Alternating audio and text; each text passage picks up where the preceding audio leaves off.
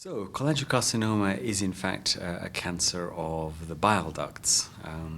The bile ducts are a little bit like a tree and root system that starts off in the liver, collects the bile, then delivers it through these very small ducts outside into the bowel to help the digestive system. And just like other parts of the body, the bile ducts can also develop a cancer, and that's what we call a cholangiocarcinoma.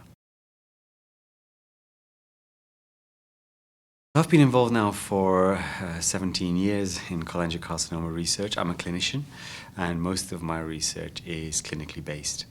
So when I started dealing with cholangiocarcinoma, it was clear that in fact there were no clinical trials on which we could make decisions as to how best to manage patients.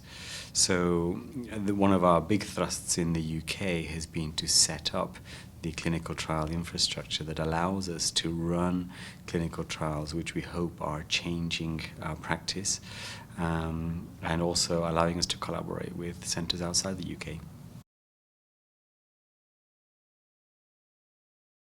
I think the same cornerstones of treatment that we would consider for most cancers apply here. So the most important one is surgery.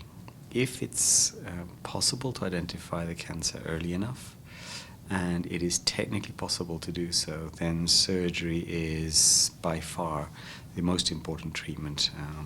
The difficulty is that often patients are diagnosed at a stage where an operation isn't possible, either it's too advanced or people are not fit for that. And then we do need to consider some of the other cornerstones of treatment. Radiotherapy can be used in specific situations. Chemotherapy is considered a standard of care for people who have advanced cholangiocarcinoma.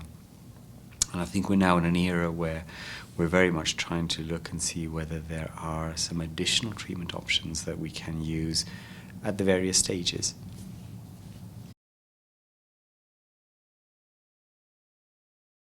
So the diagnostic tools that we have include cross-sectional imaging, so that's CT scan and MRI scan, and those have over the years improved in their sensitivity and specificity. So this is the accuracy of being able to map out the liver.